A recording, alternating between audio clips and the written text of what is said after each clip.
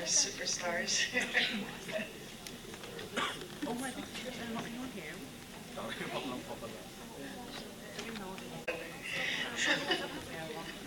So, almost after they work together. So,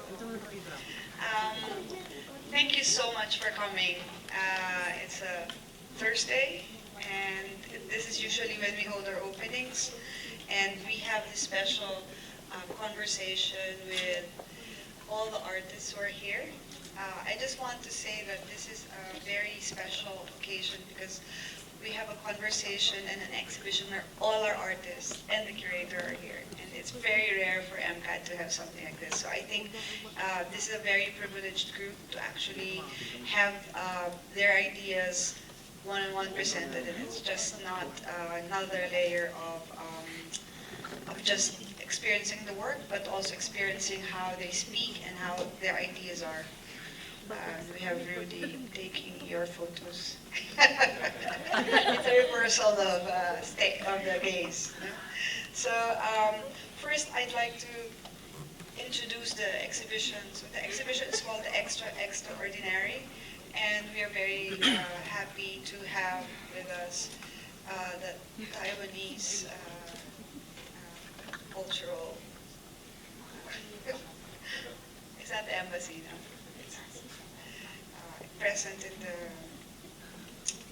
in the audience. The exhibition is composed of is an exhibition co-curated with guest curator Esther Lu, and it was basically her idea when she proposed this when I invited her over to work with MCAD. I just wanted to share a little story about how I met everybody. I think this is interesting because there are stories behind every exhibition, every curatorial position, every project that happens between artists and curators, and especially within the field of art. Esther came here just back 3 years ago to give a talk, and this is her first engagement with Esther with MCAD. And then last year, we had this amazing, we met in the train platform again after many years, and this is where the exhibition sort of grew in my mind of inviting Esther to share with us her ideas towards an exhibition. And then there's Yu-Cheng, who's beside Esther, and I met Yu-Cheng at a party in Hong Kong. After we had been introduced and I knew that he was going to be in the exhibition in MCAD, I went in search for him. And when I found out he was in this particular party, I went.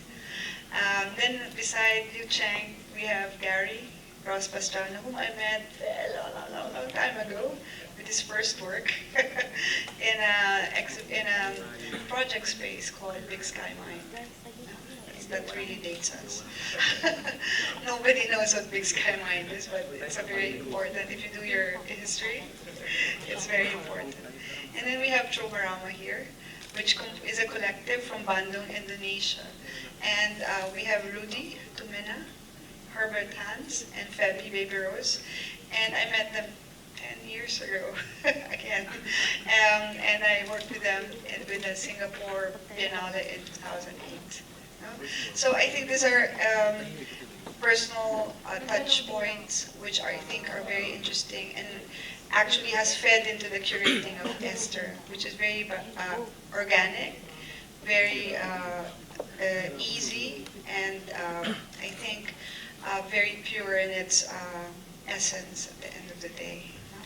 So I won't go on and talk about the works anymore because I think this is what should come out during the conversation. So thank you very much.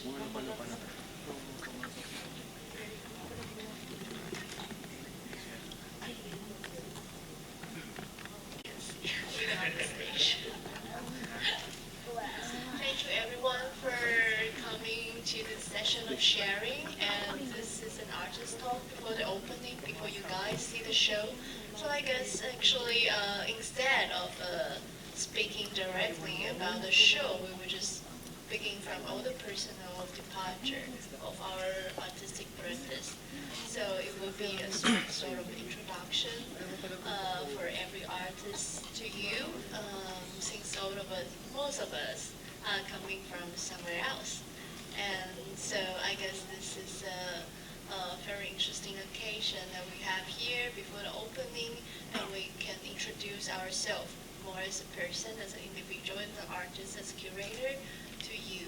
And when you see the exhibition, probably, you will get more about where we come from, why we are doing this, and how things come together. So I would just also just first introduce myself. I'm Esther Lu, curator based between Taipei and Paris at the moment. And I was working as a director of Taipei Contemporary Art Center for a few years back. And that's when Jocelyn and I met, and I was giving a talk in this fairy room 2 years ago. I was very intimidated by this huge stage. Oh, still, I'm very nervous, just on the record. And so, it's such a beautiful encounter that I'm here again, and thanks, Jocelina and Kat, for such invitation that we are here, ready to, present our work.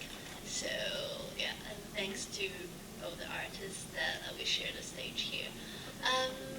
So I guess, my personal curatorial practice has been I've carried like different interests in my personal practice, and I really feel I am really kind of creating different platforms that could correspond to the institutional setting, as well as like how we reflect our surrounding, our society, our situ, like all the time in my exhibition. And this is also one of the case that will be presented here. You will be experienced in a few hours. And so I guess I would just speak like this, and then I will introduce each artist and let them speak also about what they have been doing a little bit as a sort of self-introduction for the young apprentice. So there we will have Phoebe speaking, I guess, on behalf of Tromarama, was to talk about like how they work. When I first went to Bandung and did a studio visit with them, it was a really beautiful encounter. I think we spent like one afternoon, one evening together. We just kept talking because they have so much more to show. I was so amazed like how productive they are, and then how they engage with like a really small objects that we are so familiar in our everyday life, and they really incorporate in their artistic language, and always give a really uptone kind of feeling, so we can feel everything is really animated with different personality, with life. And I'm very much attracted to the vitality of their work and their practice. So I guess I will just give the microphone to Phoebe, and then and let her speak a little bit about what they think about art, what they usually do, and please. Okay, thank you, Esther, because I thought that Yu-Cheng will go first. Okay. You even go first. Hello guys, thank you to be coming here in our artist talk. As Joselina and Esther mentioned before, the three of us is a collective from Bandung, Indonesia, and then we called ourselves Tromarama. So actually we've been working together for 12 years. So we've been working together from 2006. And then at that time, actually we were still in a college students at 2006. And then we met Joselina at 2008 after, like several months after we got graduating. And then we met her, and then actually he also opened the door for us to bring the works to Singapore Biennial at that time in 2008. So for the last 10 years, I guess, we've been working mostly with the stop motion animations. So we are animators before that, always working within objects. So as an animators at that time, is it important to us that it's kind of like you're giving your soul into an objects and then make them like moving, make them become alive.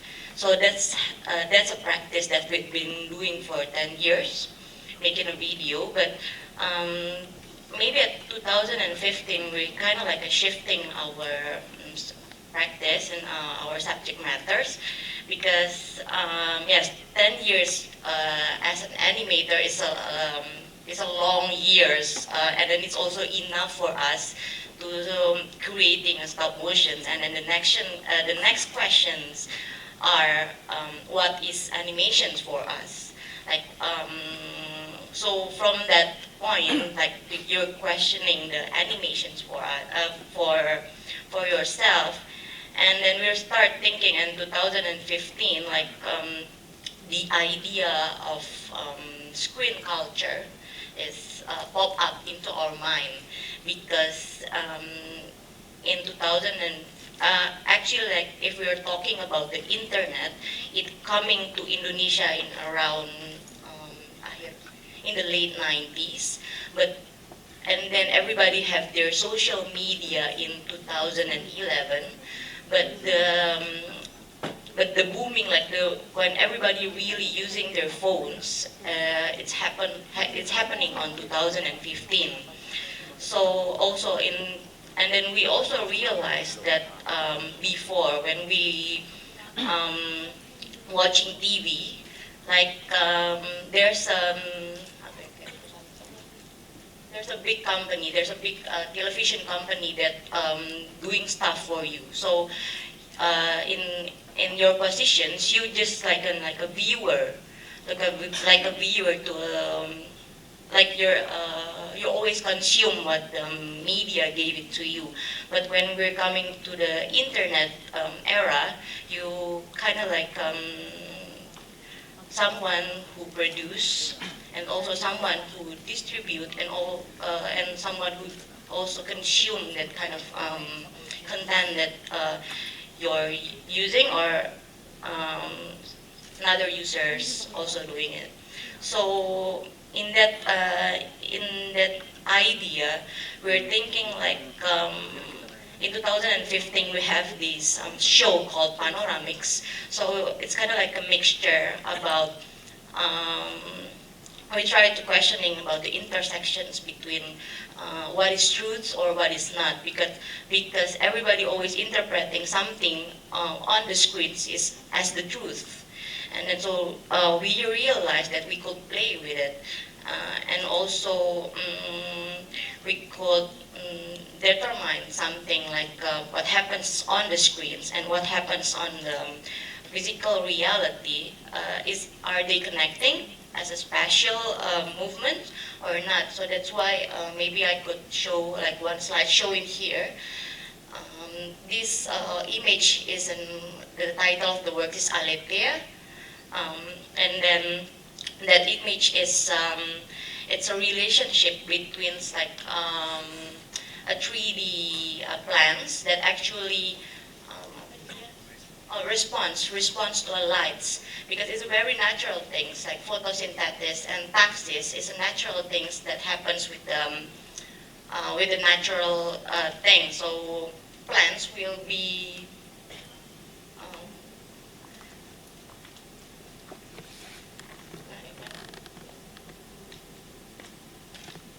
so plants will be moving, directing into the light.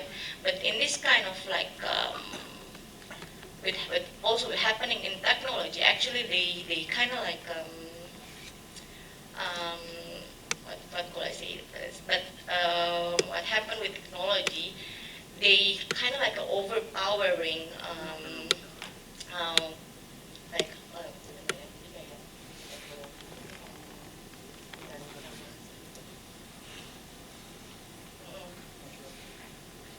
yeah, they kind of like replace the natural things. So in here, like the 3D animations of plants, they following the fake lamps as the plants following the suns.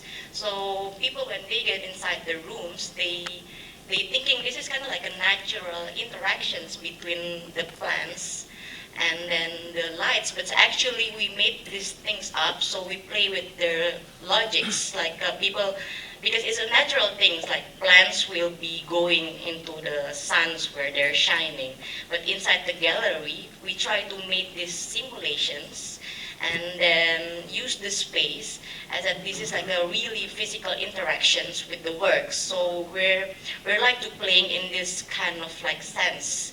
And also in the previous artworks, this one is called Intercourse. When then there's a fan on the TV, and then there's also a projections of the objects. When the fan was turned on, the objects will be like moving as if they've been blowing by a wind.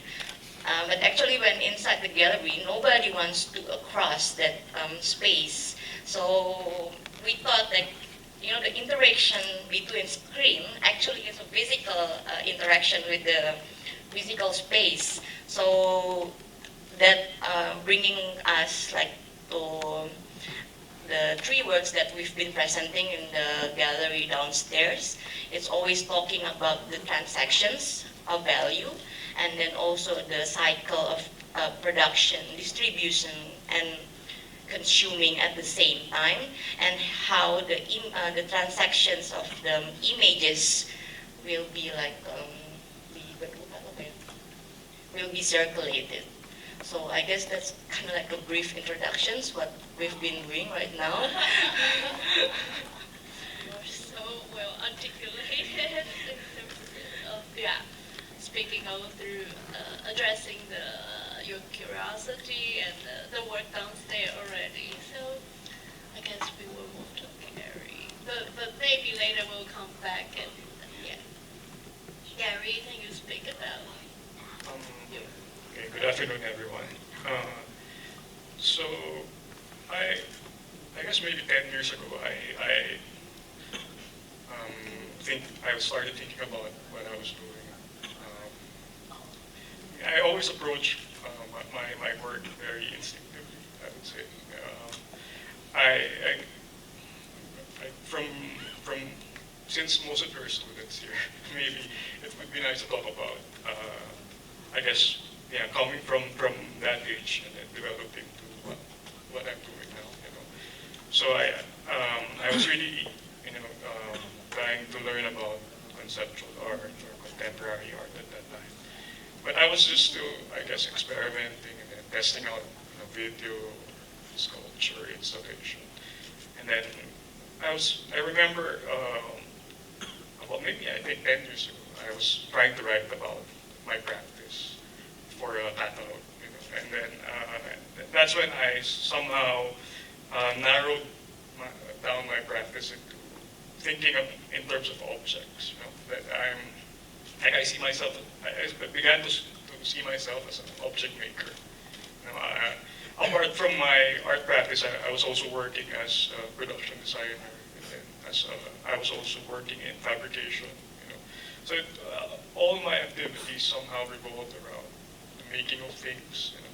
And also I was working in the fabrication side was really like making like knockoffs of classic chairs. So there was a process of I guess dismantling or the originals to sort of understand how they were made, and then figuring out how to put them back together or somehow mimic the process in a cheaper way. So How do you feel about this time not doing any object making but producing a video work? What's the challenge here? Because Gary is presenting a video installation, a 3-channel one, called Rewilding, and this is, I think, his first biggest video installation. like a pure video, image kind of. Yeah, because in the past like I said, I saw myself as an object maker, and then I only use video or photography as a way to document process. Yeah. So it was never about creating an image, or somehow I still created images, but they were in aid or because of a process or of documenting something. And then I started also investigating in that, like how photography or the documentation is somehow believable, or that the object really went through that process, or it serves as a kind of proof or like evidence, that something actually really happened. Like when I dismantled the car and then I sold the parts as junk in order to buy gold, things like that. And then, in a way, Maybe you can speak about some of the images. maybe not this. Will you show us this? Well, because a lot of my work also is about like breaking things apart, and then here I was thinking about how it started with hearing someone talking about the water jet cutting. How precise, this system, that they use to cut boulders of stones, and so water is compressed into a very tiny point, and then so that it can cut through stone. But then I started thinking, I think water can also do that in a very slow and a very rudimentary and very very imprecise way. So I set up this situation where a marble will be and there's a basin under it, and then I was imagining it to be something that can be placed in front of your house, and then every guest can just take a scoop of water and make a line in the middle. Until, I don't know, 100 years later, it will start to crack. So it was sort of extending this precise water jet process into a very slow and very, I guess, not so practical way. Did it stop? Well. Yeah, which one? I only used photography and video to document process. Yeah, so this is the work where, so the idea was, I wanted to get a car, like a whole automobile, and then just scrap the whole thing and sell 99% of the weight of the car as junk. And then I saved only like 1% of the weight. And then so the You take all the gold from the car. no I just saved so I sold like 99%. So the whole car was about 600 plus kilos, and that's why I saved 6 kilos. And then so with the money that I got from selling the parts as junk, I bought gold. So it was, I guess, in a way, I was trying to somehow, well, this is in retrospect, somehow I was like going through different value systems, I would say, like having that experience, like coming from the second-hand market, car market, to the junk metal market, and then coming to precious metal market. And so the value of things are like fluctuating or reducing, and especially in terms of size, So I sold like 600 kilos, and then I only got maybe 5 grams of gold or something, out of for the same amount of money. And then I reattached that. I made the gold into like a small earring or like a berry, and then I reattached it to the 1% that I saved, And then finally, when I made the work, it entered the art market, and then it's another value system, which is like to me it's very strange, because now I can price it whatever I want, like. So That's our work. yeah. So for this work, I did a video, and so it's always like that. But for my work here, somehow, maybe through discussions with you and with Ye also, So this is another version of the same work. And I was really trying to focus on the moment that the thought, I guess, occurred to me, of this idea of a work wherein like a piano that will be played in an exhibition space every day, while it is solely being consumed by termites. And then, so it will be like a daily performance thing, and then it will only stop when the piano is rendered and playable. And so that was going through my mind, and then, like I said, like when we talked about it before, I really, like immediately I knew that I didn't want to go through with it, but I wanted to extract something from that idea, or maybe find out why I'm also interested in that idea, and find a way to somehow maybe abstract certain elements of that, and then create something that is not realized, not fully realized in that sense, but realized in a different way, to sort of somehow reconfigure how these elements can work together without really weaving them all together into a single narrative, or like a clear narrative, like a single track narrative. So in a way, things or elements are still floating.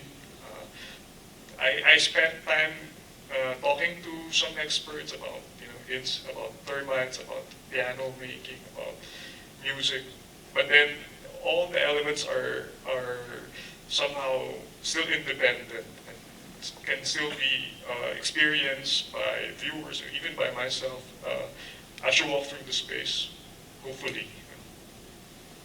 Actually, when I'm kind of taking a look at the complete installation, I realized, wow, okay, I'm really interested in conceptual art, and like how much I love abstraction, and how artists can make very kind of interesting abstraction about different phenomena and different ideas, and how to play with just like a pure idea as an essence, not necessarily into any kind of media-based kind of production. So, but the production itself always have its kind of conceptual process, and this is like really applying in terms of methodology here in the show. And I would just introduce the next artist who has been working always with like really strong concept as well. And Yu-Cheng is from Taipei, and we have been working together on and off through the years. And he will briefly introduce his interest and practice.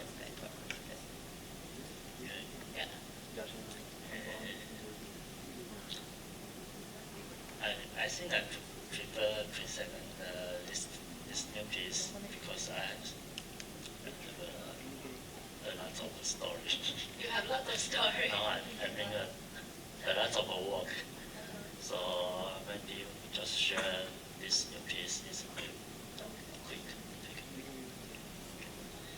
So this time I think it's a very special experience for me because I just today to the site visit or here, and then I should decide the new direction for my work. And then for me the space is very special. Celine and the scale is very big. Very unusual proportion. Yeah. And then it's so, and then I should decide what work I should concentrate for here. So. But actually, before we discussed it, I already say that I would prefer this series, and where you were proposing the other one. Yeah, because I know the scale was huge, and that you can work with this material with a very interesting way. Yeah, because this is my past series. Yeah. Yes, now I'm working on new pieces. So when I come to here, I think I should think about the height of the space. So, and then I use the Gaban is the Governance sheet. Yeah. This metal sheet that you commonly see as the rooftop material. Yeah, because in my country we can also see a lot of this material for the construct the house or fix the house, and then I would like to construct like a sculpture, but it looks stable and unstable, and can make a lot of sound of the material. And another one is my gradient painting. It's because in my project I developed my painting in different project, different series of project. So I used for the Gaban. Governance sheet. I chose the original material. It's no painting color, but in Marina, I think a lot of Marina dish is like the green, red, blue. So I chose this color to my gradient painting. It's like the separate material and the colors in the space. And then the installation is in front of the entrance. So when we get in, we make like a platform, like a stage. It's I would like to create like a circle into the space, not directly into the gallery. So also a very interesting way for me to see like how this word at the entrance also play a different gesture for as an invitation to move your body very differently, because now you're on stage. Suddenly you share the same spotlight as the artwork, and so it brings like a really different kind of feeling and movement to the space. And I think this awareness of your own body as an agent, as a carrier into the space is a very interesting kind of introduction here. And I guess for me, like how to address body politics inside a museum space, inside an institutional space, has been always considered when I'm working with installation. So this work, and also, for instance, Tromarama's work, they all carry a different kind of hints to this subject of identity in different way. Like they are talking about 24 hours being others. It's not just about dealing with the mediated media society, but also like how we as individual are reacting differently with this different kind of information and ideas. So, for instance, with Vision's work and with Tromarama's work, we are really like walking into a space where we find ourselves like with different realization for our relationship with different objects, different concept, different material, different immaterial as well, which compose like where we are as a society and how we relate oneself to one another. So I guess this is our like really basic undertones or beginning interest of our ideas coming together, and so maybe I guess this is so time for audience to drop in any question. We would like to have more, kind of conversation with the audience before we all move down for the opening, where you can actually see the show and get a personal feel for that. And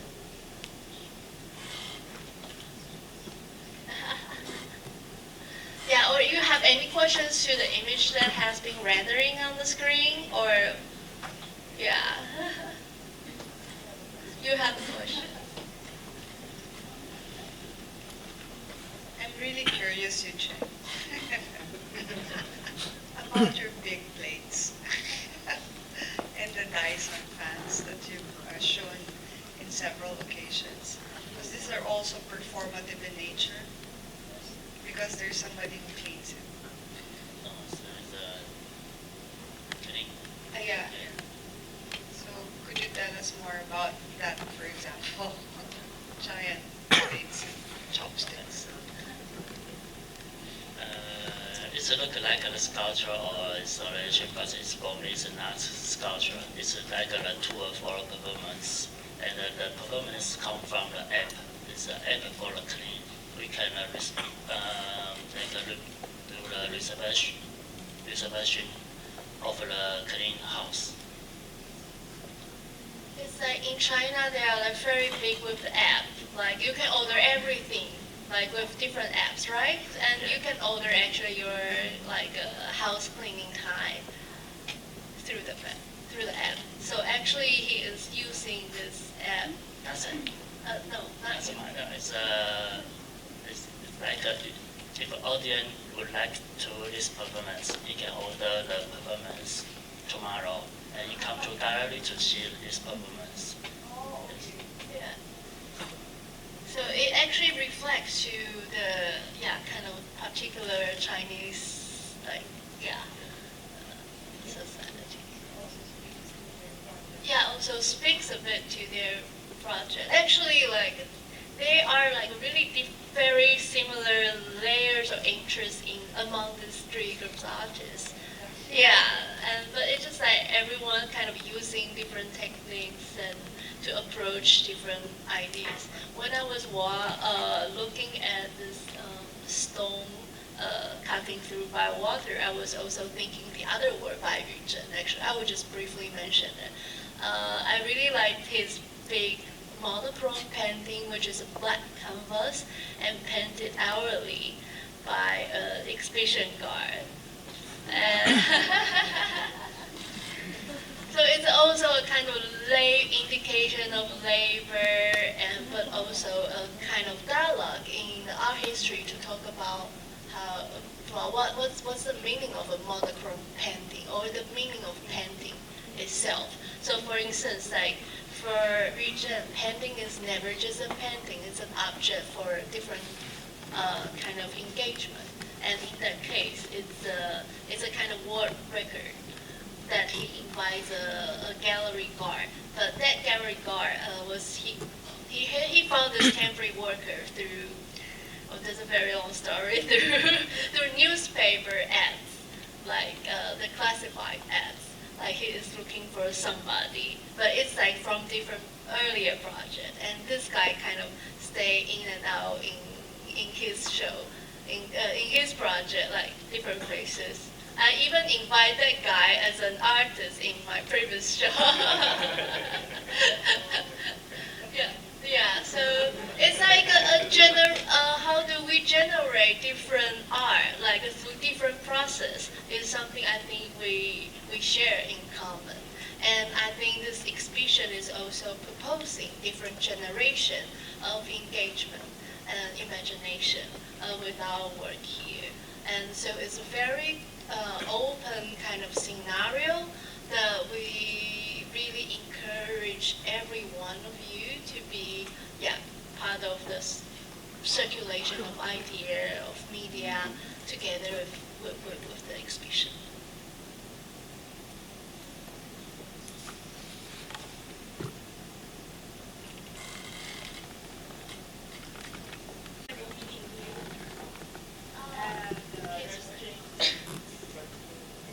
Noodles. This one. Can you talk a little bit about this?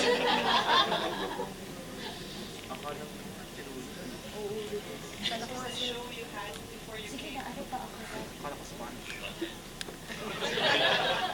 It's a traditional handmade noodle in Taiwan. And then I invite some professional to early to make it. But the concept is based on the air pollution. And then because now we have less this kind of noodle in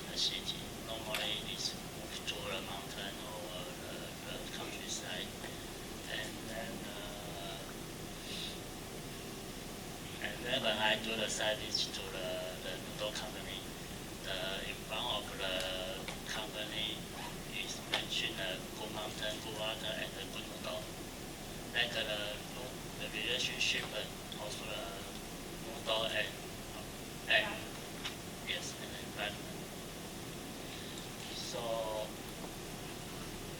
this installation, I also use the fog machine. Yeah. It's make a smart because this carbon is in the mountain, so we can see the fog, and but it's also meaning air pollution. It's double side.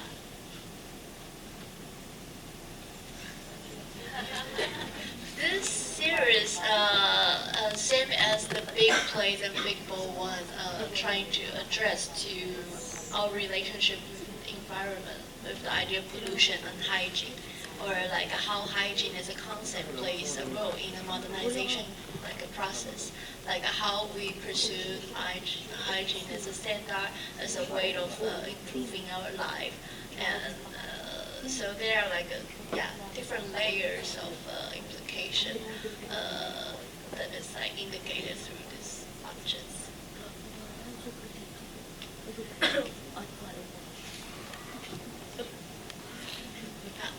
Questions, great.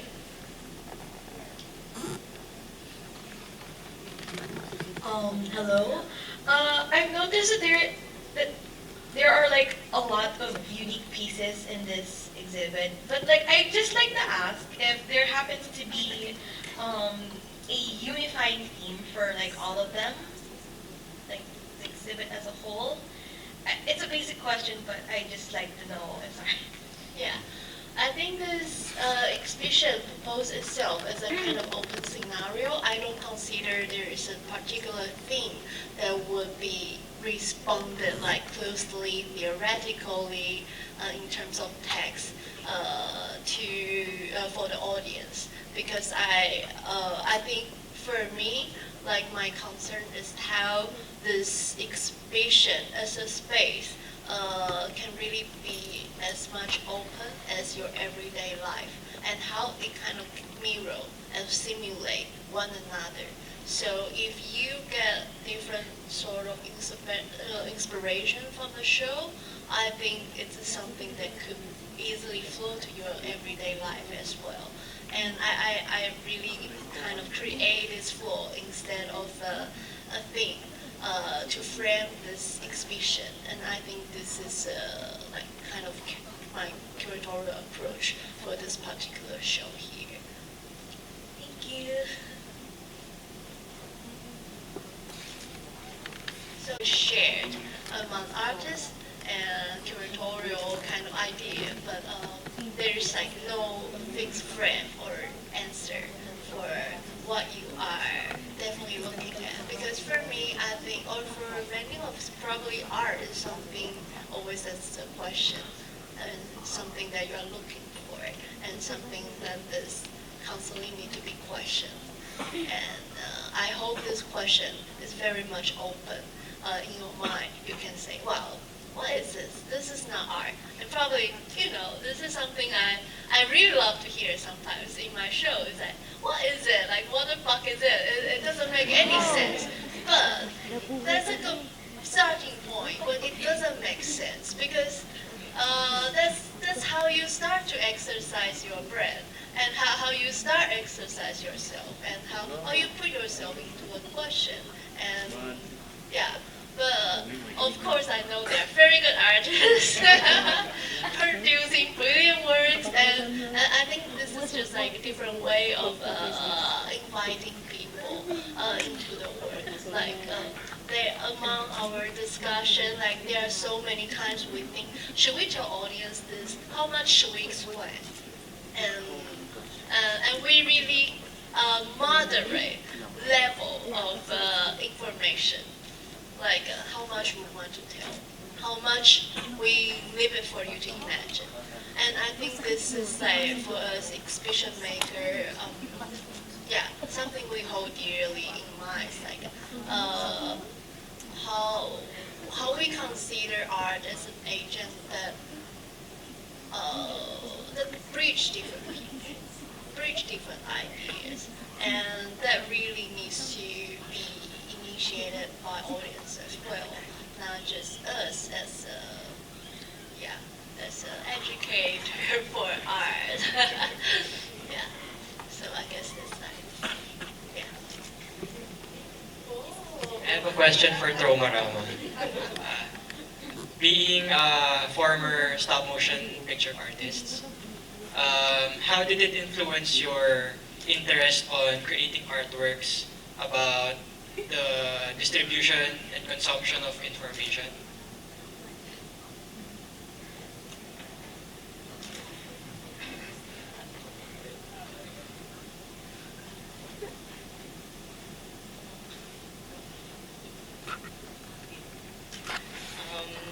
Maybe because we've been working like for 10 years moving objects, because basically for stop motions, animations, the technique's only moving objects and then take a picture of them and then edit on a software, and then voila, the video is just done.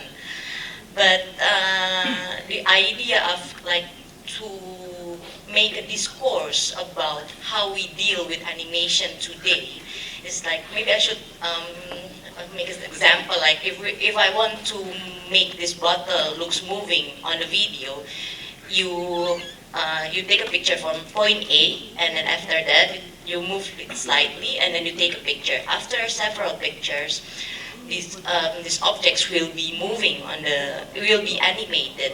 So at that time, when you're playing with the word animated, it's actually it's a logics of reality. What you saw is it's a bite of reality, but it's also an illusions. So basically, that's what we've been constructing all of this time with stop motions, and then afterwards, because we're always thinking about that. We're always thinking about that as an idea. When we move into a screen culture, into the internet, we thought it's more kind of like an animist way of thinking, like for kind of like a basic foundation that like what internet doing for us right now is kind of like an animistic process. You don't know what happens, but actually it's there. It's done. So it's kind of like some way of thinking in Indonesia, animistic way, that you believe that a tree have their own soul, like you believe something in more kind of like traditional beliefs that if you crossing this kind of a bridge, you will find your true love, something in that kind of way. And it's also happened in the internet society. Somehow we believe in that algorithm and computing systems. So that's why it's kind of like a relationship between the animist practice and as an animator, and then how we see the internet, and it's also simulations, because simulations for us is also a very important thing. Like if we're talking about simulations, it's actually you're doing your experience representations. That's, I think, the idea of simulation happening. And then we constantly being in the simulation right now, like where we're talking about internet is also talking about real time. Like if it's like a video artist, the video is not a real time, but it's also have a duration, so like fixed duration of video. But now we're talking about internet, which is needs to be real time. So that's why like our artworks right now, it's based on a real time distributions and simulations. So I think I think it makes sense to make it like the connection. I hope it makes sense. I'm making a connection between the animations and then simulations. Okay, thanks, Fabio. Thank you. I think, are there any more questions? Okay. Her last. Okay, she's going to be our last question, because I think.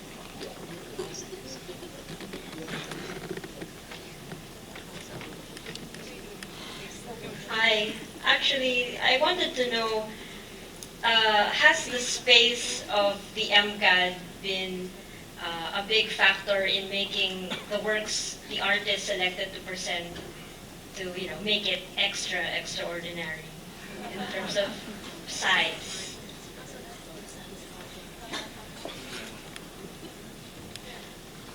Yes, it's a big factor. It's the biggest volume of gallery space I've been dealing with so far, in terms of the height of ceiling and everything. So when I was invited, I was thinking immediately, whoa, and we only have like limitation for a certain number of artists, so I think who can deal with this space? This is definitely a consideration. And Rosalina just invited me to explain more about the title, so I will just speak a bit more.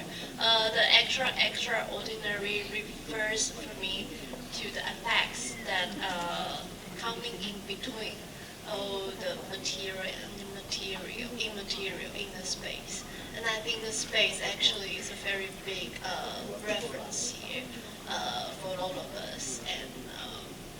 And so I'm trying to kind of bring in different connection between object, non-object, idea, concept, people, matters, energy, and trying to create this kind of rendering as a new kind of articulation for our existence, for awareness of our own identity and how we move. How can we imagine different way to move? And so I guess this is how everything kind of started as a beginning of this idea. Sure. Actually, when you think of the space of MCAD, you always think of monumental work, but actually the works of these artists are actually very subtle. If you think about it, they're very small. They're not about big gestures. They're very small gestures, or if they are big, the gestures which actually allow them to be big are minute. And I think this is what is very interesting with this show, because you think they're large objects, but they really aren't. You have to be able to distill the practices of the artist. So for example, Yu-Cheng has this very fine practice of painting, and I think you will see it there, and there are other factors which will be present in the show. And the same with Gary. There are subtle, actually for Gary, the hints are so subtle. You really have to allow yourself to ingest what he's trying. This point of creation and thought is what his work is about. And this is like, it's there. It's very difficult to grasp. And with Tromarama, I think this is one of the most subtle, because it's about the immediacy of technology and the tangible. And for us to be able to get it, we have to be very quick to understand what's happening. And so the space, despite it being huge, actually allows for this amazing subtlety. And this is a challenge that Esther tells us, no?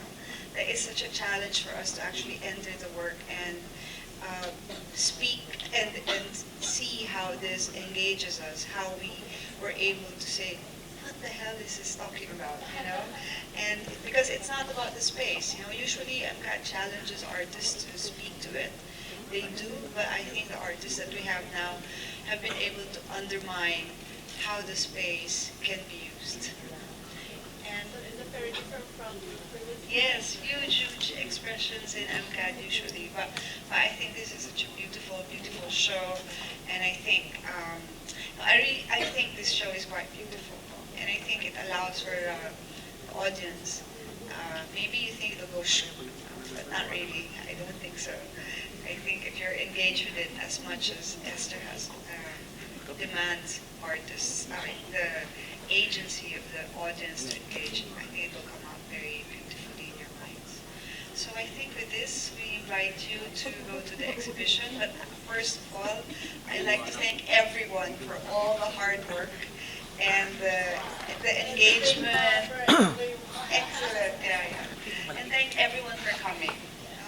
Esther, Yu-Cheng, Gary, Rudy, Herbert, and Debbie. Thank you very much.